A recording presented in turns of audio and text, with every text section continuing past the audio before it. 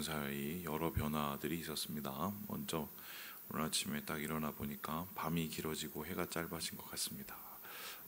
나왔을 때 아무래도 좀 더 어두워진 게 느껴지고요. 두 번째로는 국내외에 많은 또 변화들이 있었습니다. 먼저 어제 제일 그 국제 뉴스의 헤드라인 차지한 것은 레바논에 있었던 일 보셨죠? 예.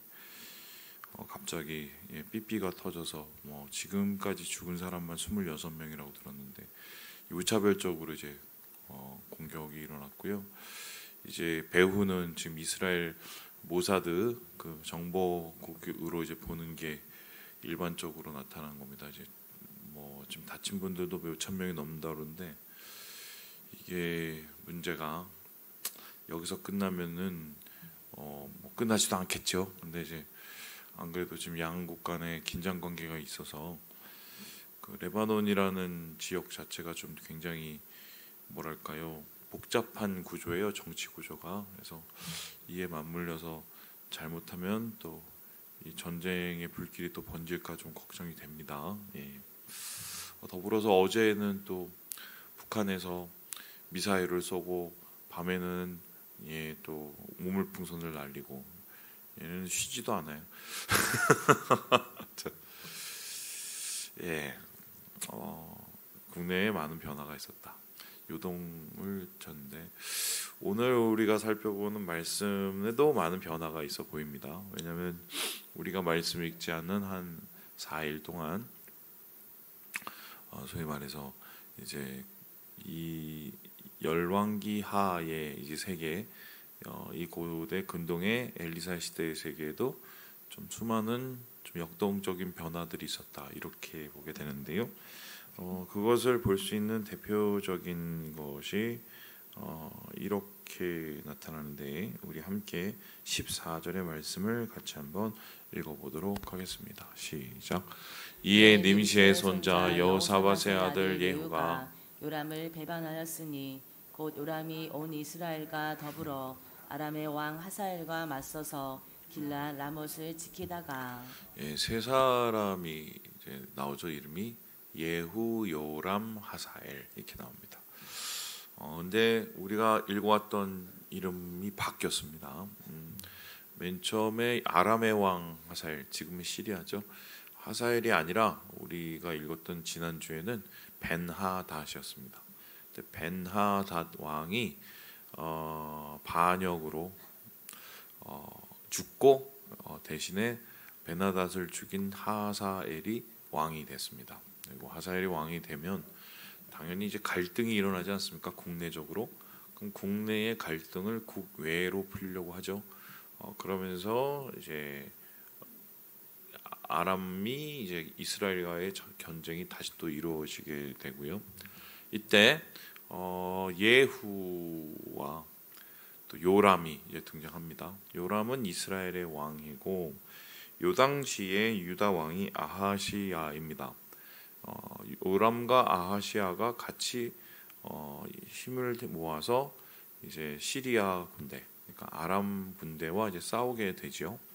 그런데 요람과 아하시야는 공통점이 있습니다. 공통 분모가 있는데 그게 무엇이냐면 다름 아니라 아합 혹은 이세벨입니다. 아합의 아들, 아합의 또 어떻게 되나요? 초조카 이렇게 되나요? 하여튼 그런 관계예요. 친척 관계. 그래서 왜냐하면은 이 당시에 그 유대와 남유대와 북이스라엘이 좀 가깝게 지내던 시기입니다. 그리고 아합이 자기의 딸을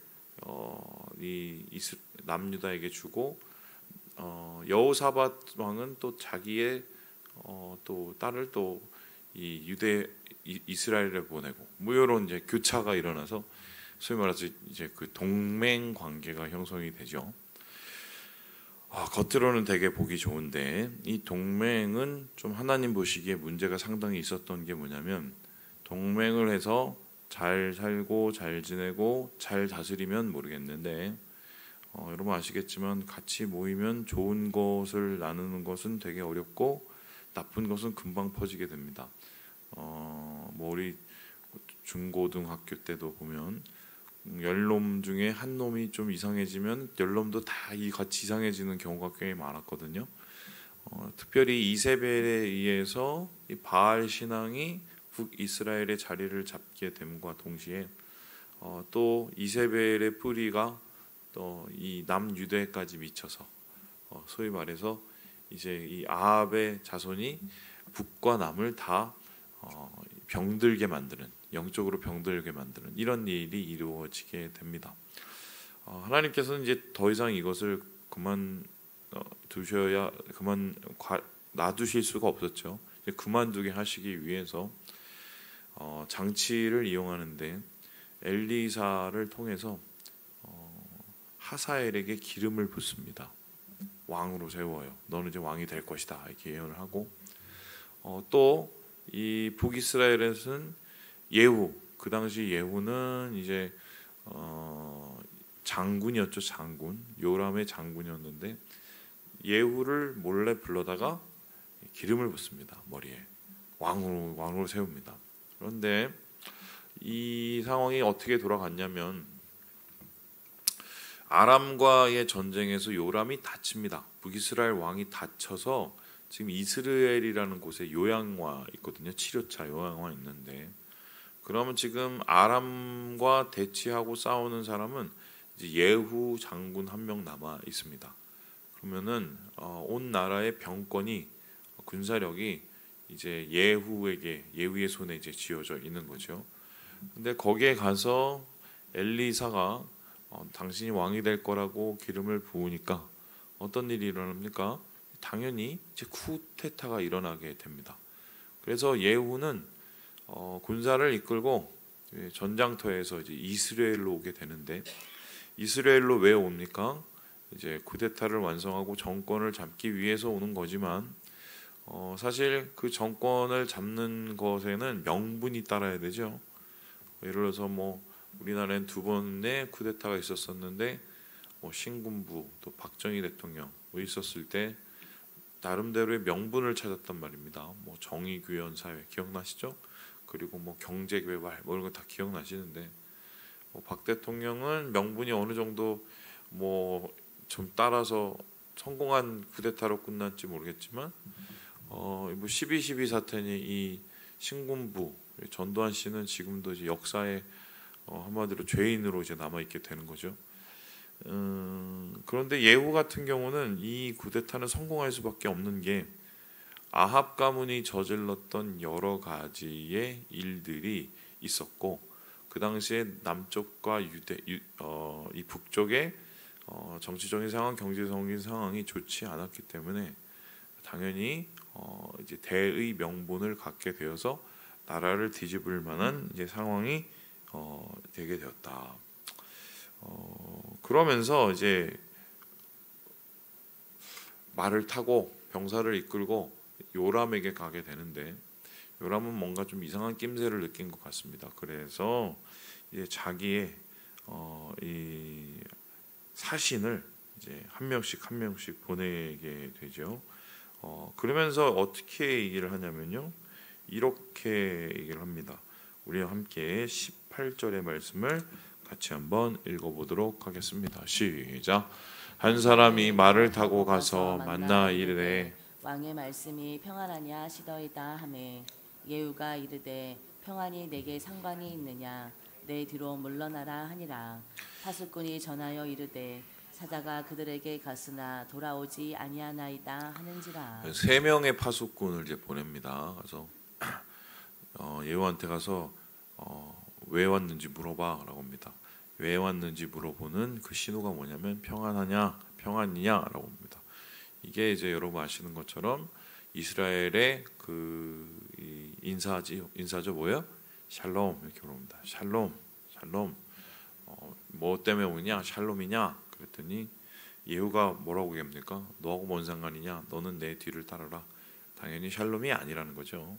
이렇게 첫 번째 파수꾼도 돌아오지 않고 19절에 보니 두 번째 파수꾼도 돌아오지 않고 세 번째 보니까 20절에도 세 번째 파수꾼도 돌아오지 않습니다. 그러니까 이 예후가 이렇게 오는 것을 보고 요람이 이거 뭔가 잘못됐다라고 생각을 했을 것입니다. 그리고는 급히 병거를 타고 이제 이 예후를 맞으러 갑니다. 하필이면 그곳이 어디냐면 나봇의 토지였습니다. 그곳 속에서 이제 요람 왕이 예후를 향해서 다시 이렇게 묻는데요. 우리 함께 22절의 말씀을 읽어보도록 하겠습니다. 시작. 요람이 예후를 보고 이르되 예후야 평안하냐 하니 대답하되 내 어머니 이세벨의 음행과 술수가 이렇게 많으니 어찌 평안히 있으랴 하더라. 또 물어보죠. 이제는 좀 수적으로도 밀리고 정치적으로도 밀릴 수밖에 없는 상황이라는 걸 아마 예후도 눈치채지 않았을까. 그런데 뭐 좋게 해결하는 방법밖에 없죠. 그래서 어떡합니까? 너 샬롬이냐? 물어봤습니다. 그랬더니 이젠 예후가 정체를 밝힙니다. 무슨 샬롬? 샬롬은 무슨 샬롬? 이러면서 어떡합니까?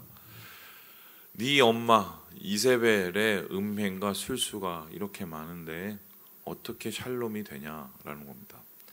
그리고는 어떻게 합니까? 반역의 불길이 일어나서 예후는 24절에 보니 이렇게 얘기를 합니다. 활을 당기고요. 화살이 요람의 가슴을 뚫고요. 죽게 됩니다. 그리고는 이 화살에 맞은 요람을 이제 그 시신을 나봇의 이제 포도원에 던져버리게 되죠. 이게 지금 전체적인 이야기입니다. 자, 그렇다면은 오늘 말씀에서 나오는 좀 되게 중요한 단어를 다시 한번 살펴봅니다. 샬롬 세 번이나 묻고 자기가 가서 직접 묻습니다. 샬롬 평안이냐? 이 요람의 질문에 대해서 우리는 좀 고민을 해봐야 됩니다. 여러분 평안, 평화, 화평 다 똑같은 말이죠. 신약에서는 에이레네를 뜻하고 그리고 이 구약에서는 샬롬을 뜻합니다. 사람들이 등 따시고 배부를 때를 우리가 평안이라고 얘기를 합니다. 가정이 평안해야 나라가 평안하고 나라가 평안해야 우리 가정이 평안하다고 얘기를 합니다. 그래서 참 정치가 평안치 못하면 이 나라가 엉망진창이죠. 우리가 그것을 겪고 있는 상황이고요. 자, 그럴 때 평안이 도대체 뭐냐는 겁니다. 평안이. 보통 이 상황 속에서 우리 세상에서 평안을 찾는다면 이런 거 아니겠습니까? 전쟁은 일어나지 말아야지 일단, 그죠? 그리고 싸우지도 말아야지. 그리고 뭔가 뭐 칼들 일은 없어야지, 서로 죽이는 일. 이런 외형적인 것을 가지고 이제 평안을 따집니다. 자, 교회도 마찬가지입니다. 평안이 뭐냐? 일단 싸움이 없어야지. 그리고 갈등이 없어야지. 그리고 뭔가 뭐 소위 말해서 눈 찌푸릴 일이 없어야지. 이런 겉적인 외적인 거 가지고 이제 평안을 따집니다. 평안일 수 있죠. 아무 일도 일어나지 않으니까. 그리고 우리가 생각하는 평안을 해치는 여러 가지의 분열의 요소, 분쟁의 요소가 잠시 멈춰지게 되니까요. 그런데 그게 정말 성경에서 말하는 평안, 샬롬일까요? 여기에서 그냥 평안으로 끝나려면 어떻게 끝났냐면 요람은 대충 너 좋고 나 좋고 너희 좋고 외부 좋고 아이고 그래 너도 수고했으니까 내가 너 좀 챙겨줄 테니 너 뭐 뭔 생각은 하고 있는지 잘 모르겠지만 없던 일로 해라. 뭐 이거 아니겠습니까? 대충 서로 그냥 어느 정도 타협 보고 합의 보고 그 선에서 그냥 이렇게 맴도는 거 그걸 가지고 이제 아마 요람은 평안이라고 생각했던 것 같습니다. 그런데 예후의 생각은 좀 달랐죠. 예후의 생각은 아니 니네 엄마가 그 모양 그 꼴이고 나라가 이 모양 이 꼴인데 너랑 나랑 평안하고 너랑 나랑 안 싸우면 뭐하니? 라고 질문을 하게 됩니다. 자, 여기에서 굉장히 중요한 개념이 상충되고 있습니다. 예후가 말하는 평안하고 그리고 요람이 말하는 평안이 다릅니다. 자, 우리는 이 평안과 평안의 이 갈등 두 의미의 평안이 대결을 할 때 어떤 평안이 이기는지를 지금 오늘 보게 됩니다. 아시는 것처럼 예후가 말하는 평안이 완성이 됩니다. 자, 그러면 예후가 말하는 평안과 요람이 말하는 평안의 가장 큰 차이점이 무엇일까요? 세상에서 우리가 생각하는 평안과 성경이 말하는 평안의 가장 큰 차이점이 무엇일까? 여기에 대해서 이렇게 이야기를 하고 있는데요. 우리 함께 우리 26절의 말씀을 같이 한번 읽어보도록 합니다. 시작. 여호와께서 말씀하시기를 내가 어제 나봇의 피와 그의 아들들의 피를 분명히 보았노라. 여호와께서 또 말씀하시기를 이 토지에서 내게 갚으리라 하셨으니 그런즉 여호와의 말씀대로 그의 시체를 가져다가 이 밭에 던질지니라 하는지라. 이 요람을 죽이고 난 다음에 이 시신을 처리하는 과정에서 25절에 보니 이런 얘기합니다. 이전에 너와 내가 함께 타고 그의 아버지 아합을 쫓았을 때에 여호와께서 이같이 그의 일을 예언하셨느니라라고 합니다. 사실 이제 예후는 이 아합 때부터 요람의 아버지인 아합 때부터 전쟁을 같이 나다니는 이제 장수였기 때문에 무슨 일이 있었는지를 다 이제 보게 됩니다. 근데 그때 나봇의 포도원 사건을 분명히 기억하게 되죠. 그 나봇의 포도원 사건이 뭡니까? 나봇이라는 열심히 포도를 잘 키우는 사람이 있었는데 가갖고 억지로 그 사람 누명 씌우고 죽이고 그 포도원 밭을 빼앗은 겁니다. 그것을 누가 했습니까? 아합이 했지만 누가 가르쳐줬죠? 이세벨이 가르쳐줬습니다. 하나님께서 이것을 굉장히 중요하게 보셨는데, 왜냐하면 이러한 아합의 모습, 이세벨의 모습이 사실 그들의 삶을 그대로 다 드러내고 있는 대표적인 악행이었기 때문입니다. 그래서 하나님께서는 이때 이 악행을 막으시고 이 악행에 대한 보복을 하신다고 약속을 하셨고, 그 이야기를 예후가 듣고 있었습니다. 그래서 예후는 그때 들은 그 이야기대로 이 아들을 요람을 이제 나봇의 포도원에 넘겨서 소위 말해서 일을 다 이렇게 마무리하게 되죠. 예후가 어떠한 의도를 가지고 그렇게 했는지는 잘 모르겠습니다. 이후에 보면은 잘하는 듯 하다가 나중에 예후도 삐끗해갖고 끝이 안 좋거든요. 그가 정치적인 야욕과 권력을 채우기 위해서 여호와의 말씀을 사용했는지, 혹은 진짜 이때는 진실한 마음으로 여호와의 말씀을 다 이루려고 했는지는 잘 알지 못하나, 예후가 말했던 평안과 요람이 말했던 평안에 굉장히 중요한 차이를 하나 보게 됩니다. 하나님입니다.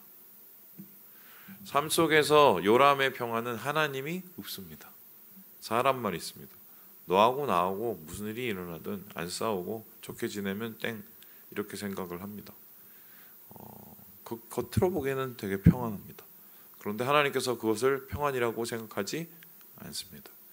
평안이라는 것을 이루기 전에는 하나님이 개입이 되셔야 됩니다.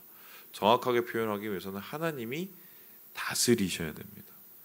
우리의 인생, 우리의 삶, 또 우리의 세계 가운데 하나님의 평안이 이루어진다는 것은, 진정한 샬롬이 완성된다는 것은 하나님의 공의와 사랑이 실현이 되는 겁니다.